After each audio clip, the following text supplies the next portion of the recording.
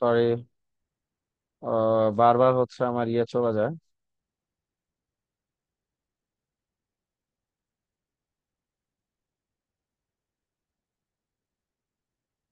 উম, আচ্ছা, যাই হোক, আমরা এখন চলে যাব। আহ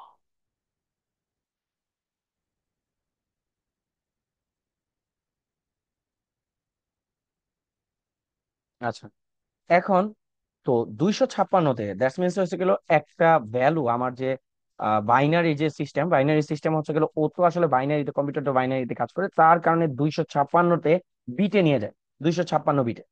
তো আর এইখানে হয় কি, 1000 যে মানে 1018 আসছে নর্মালি, যে আমরা যখন সিমুলেশন করছি, এইটাও মোটামুটি দেখা যায় 1000 সামথিং একটা ভ্যালু আসে, 1000 সম্ভবত 24, 1024-এ ভ্যালু আসে, two the power something, two the power something এর ভ্যালু নেয় মানে। সবসময় ও ডিজিটালি নেয়, কিন্তু অ্যানালগে ওর এখানে অনেকগুলো ভ্যালু নেওয়া যায়, কিন্তু ডিজিটালি নেওয়া যায় না, যার কারণে হচ্ছে মানে সেম টু সেম হলো, যে ডিফারেন্স আছে। দেখাচ্ছি আপনাদেরকে। যদি টু দি পাওয়ার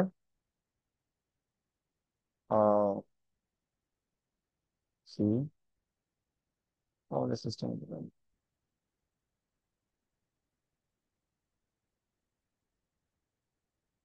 যখন আমি টু দি পাওয়ার করতে যাব 5 করবো, তখন এটা 32 আসে। টু দি পাওয়ার, যাই হোক, এইসব আপনি বুঝবেন যে মানে 1024, এই 1024-এর মানে মানে 1 MB যে ফাইল, 1 MBর মান থাকে কত, 1024। তো ও এইটাকে পুরোটা সিস্টেমটাকে ও একটা রেটে নিয়ে নেয়, আমরা এই রেটটাকে হচ্ছে যে বিভিন্ন রকমের প্রোগ্রাম করে আমরা বিভিন্ন রকমের মান নিয়ে আসি এটা ধরে। তাহলে এই যে 1024, যখন 1024 আসবে, তার মানে এসে গেল মানে 1024 কি মানে 1018 যে আসছে, তাও এটা হাই। কারণ কি, এই অ্যানালগের ক্ষেত্রে দেখা যায় জিরো থেকে যখনই বেশি হয়ে যায়, জিরোর বেশি হয়, তখনই সেটা হলো প্রকাশ করে, বা একটা এক্সাক্ট লিমিট থাকে, যেমন 100 পর্যন্ত বা 150 পর্যন্ত যে ভ্যালুগুলো আসে, সেগুলোকে আমরা আমাদের মতো হয়েছে গেল অ্যানালগ আর ডিজিটালের রূপ করে নিই। তো জিরো যেটা থাকে, জিরো থাকলেই শুধুমাত্র ও এখন বুঝে নিচ্ছে যে এটা মানে হচ্ছে গেল যে কিচ্ছু নাই, মানে জিরো। আর যখন দেখুন ভ্যালুটা চেঞ্জ হয়ে যাইতেছে, যখনই ভ্যালুটা আমি চেঞ্জ করতেছি, তখনই 1000 এখানে 18 হোক বা 1014 হোক, যাই ভ্যালু হোক, ওর ভ্যালুটা যাই আসুক না কেন, ও এটাকে ধরে নেয় যে ওয়ান, আপাতত অ্যানালগের জন্য। কিন্তু আমরা যখন প্রোগ্রামে এই প্রোগ্রামটা পুরোটা চেঞ্জ করে দেবো, তখন সেটা ভ্যালু চেঞ্জ হবে। এখন দেখুন আমরা সেই ভ্যালুটা এখন চেঞ্জ করবো। আমরা মাত্র জানি যে কোর্সে কি কি ভ্যালু আসতেছে। তো আমরা এখন আর ভ্যালু নিব না, আমরা জানি যে জিরো থেকে 1024 পর্যন্ত ভ্যালু আসবে, এখানে 1018 পর্যন্ত আসতেছে। তো আমরা এখন সেটার কাজগুলো করব। কেউ কি এটা বুঝতে অসুবিধা যে কোর্সে ডিজিটাল অ্যানালগে যে 256 আর 1024-এ ভাগ করে আরডুইনো?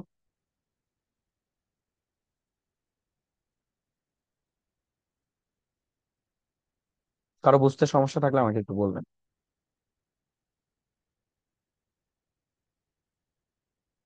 আচ্ছা, যেটা হচ্ছিল কথা, এখন আমি তো আগের বার নিয়েছি ওয়ান আর জিরোতে ভ্যালু নিয়ে ফেলছি, কারণ আগের বার দেখা গেছে এইখানে ওয়ান আর জিরোর মধ্যে হচ্ছে ভ্যালু ডিজিটাল থাকার কারণে ভ্যালু আসছে ওয়ান আর জিরোর মধ্যে। কিন্তু আমি এখন কাজ করতেছি কিসে, অ্যানালগে। অ্যানালগে কাজ করলে আমার দেখা যাবে যে আমি যদি বলি যে না, সেন্সরের ভ্যালু হয়েছিল 1, তখন কি কাজ করে, আমি আপনাকে দেখাই তখন কাজ করে কিনা। 1 আসলো, আমার ভ্যালু এখন কত, এখন আমার ভ্যালু সবসময় 1018। কিন্তু দেখুন এই যে 1018 যে ভ্যালুটা, এইটা কিন্তু আমার রুলস অনুযায়ী নাই, আমার এখানে ইফ সেন্সর ইজ ওয়ান, কিন্তু ওয়ান ভ্যালু না, এখানে 1018 ভ্যালু, 1018 ভ্যালু আসলে একটা কথা ছিল, এটা তো 1018 ভ্যালু না। এখন যদি আমি এটাকে লিখতাম যে 1018 ভ্যালু, আচ্ছা স্টপ সিমুলেশন করি, করে এখানে 1018 ভ্যালু লিখি, যেহেতু 1018 আসছে, আমি এই যে বারবার বললাম যে সিরিয়াল মনিটর কিন্তু আমরা ব্যবহার করি ভ্যালু নেওয়ার জন্য। তো আমরা 1018 ভ্যালুটা নিই, 1018 ভ্যালুটা নেওয়ার পর এখন এখন কিন্তু জ্বলছে, এখন কিন্তু জ্বলছে, এখন কিন্তু বন্ধ হচ্ছে না। কিন্তু 1018 জায়গায় আমি যদি 1019 নেই, মানে ভ্যালু নেওয়ার এমন একটা সিকোয়েন্স যে ভ্যালু আপনাকে এক্সাক্ট নিতে হবে, 1019ই নেই, দেখেন চলে কিনা।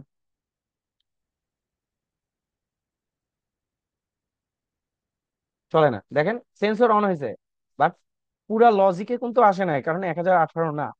তো এই অ্যানালগের ক্ষেত্রে আমাদের সবসময় ভ্যারি করে দিতে হয়, যে ভ্যালুটা একটা ভ্যারি করে দিতে হবে। যেমন ধরেন আমি যদি ভ্যালুটা ভ্যারি করি, যে যদি সেন্সরের মান হয় ধরেন 500-র বেশি, 500-র বেশি হয়, বেশি হয় 1024 পর্যন্ত যাইতে পারে, 500 থেকে 1024 পর্যন্ত যদি ভ্যালু হয়, তাইলে হয়েছে গেল আমার সেন্সরটা চলবে। এবার দেখুন, এবার কিন্তু সঙ্গে সঙ্গে চলছে, জিরো না হইলে চলতেছে, আমার জিরো হইলে চলতেছে না। তো এই অংশের সিস্টেমটা তাহলে অ্যানালগের ক্ষেত্রে আমরা কিন্তু করতে পারি। আবার মধ্যে ভাববেন না যে করছে ডিজিটাল রাইট যে মধ্যে ব্যবহার করছি, ডিজিটাল রাইট ব্যবহার করছি লাইটের জন্য, লাইট আমি ডিজিটাল পোর্টে ব্যবহার করছি, বাজার বা পাইজো ব্যবহার করছি ডিজিটালে, তাই আমি ডিজিটালে দিয়েছি। কিন্তু এটা কিন্তু ঠিক অ্যানালগে দিয়েছি। এটা যদি আমি ডিজিটালে দিতাম তাহলে কি হতো, আমি আপনাকে দেখাই। মানে ভুল করতে হবে, আপনাকে ভুল না করলে শিখবেন না আপনি। ডিজিটাল, এবার যদি ডিজিটালে দেই, সিমুলেশন হচ্ছে কিন্তু কোনো কাজ আছে, কোন রকমের কোনো ইনফরমেশন আসতেছে না, কারণ ও ডিজিটাল পিন, এই ডিজিটাল পিন খুঁজতেছে। কিন্তু এখানে তো ওর ডিজিটাল পিন নাই, এটা তো অ্যানালগ পিন, কিন্তু ও ডিজিটালি রিড নিচ্ছে, নিড নিয়ে কোনো লাভ নাই।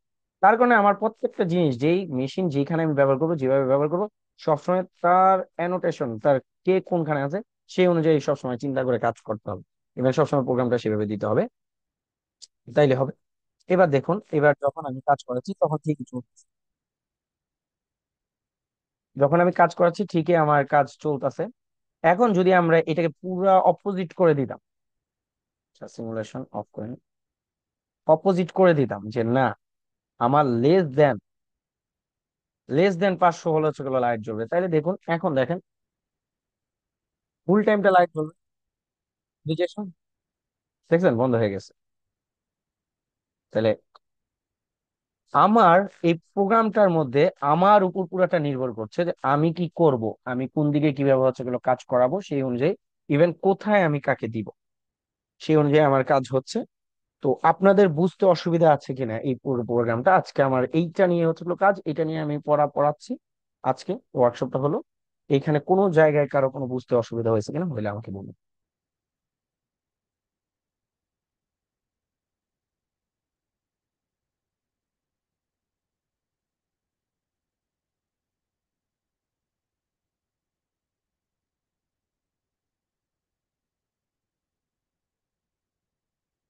আচ্ছা, কারো কোনো সমস্যা না থাকলে ইটস ওকে।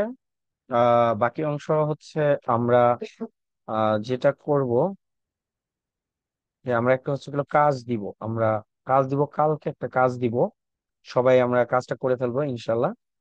আর এখন যদি কারো কোনো রকমের কোনো কথা থাকে বা কিছু জানার থাকে আমাকে জিজ্ঞাসা করতে পারেন, নয়তো আমি হচ্ছে আজকের মতো ওয়ার্কশপটা শেষ। আমরা ওয়ার্কশপে আজকে আর কিছুই করবো না, আজকে পুরাটা টাইমে আমরা করলাম আইআর সেন্সর নিয়ে, বাকি কিছুই করবো না। কারো কোনো প্রশ্ন থাকলে আমাকে জিজ্ঞেস করতে পারেন।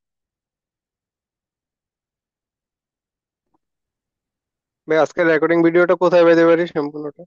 আমি কিছুক্ষণের মধ্যে ইউটিউবে আপলোড দিয়ে দেবো, আর ইউটিউবে আপলোড দিয়ে আপনাদেরকে লিঙ্কটা দিয়ে দিব। গতদিনেরও লিঙ্কটা দেওয়া আছে হোয়াটসঅ্যাপে, আমি দিয়ে দিব আবার হোয়াটসঅ্যাপে কিছুক্ষণের মধ্যে। হোয়াটসঅ্যাপে আপনার অ্যাড আছেন না গ্রুপে? ওকে। আচ্ছা, আমি কিছুক্ষণের মধ্যে আপনাদেরকে দিয়ে দিচ্ছি।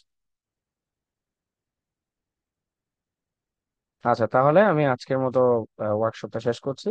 আর বার দেখা হবে সামনে, পরীক্ষার পরে, আমাদের পরীক্ষার পরে। আজকে আমি ডেট শিডিউল দিয়ে দেবো, আমাদের এই মাসে আর হবে না, সামনের মাসে আমাদের ডিসেম্বর মাসে হয়তো আমাদের যদি 19 তারিখ বা 20 তারিখ পর্যন্ত পরীক্ষা থাকে, আমরা আবার 26 তারিখ, 19 তারিখ বা 26 তারিখ থেকে আমাদের শুরু হবে। দেখা যাবে আমরা হয়তো সপ্তাহে 2 দিন হয়তো নিয়ে আমরা শেষ করে ফেলবো, 2 দিন বা 3 দিন করে নিয়ে শেষ করে ফেলবো, হ্যাঁ। আহ আচ্ছা, তো সবাইকে বিদায়। আর কোনো প্রশ্ন থাকলে আমাকে পার্সোনালি হচ্ছে নক দিলাম, বা হ্যাঁ পার্সোনালি নক দিলাম। আল্লাহ হাফেজ, আসসালামু আলাইকুম।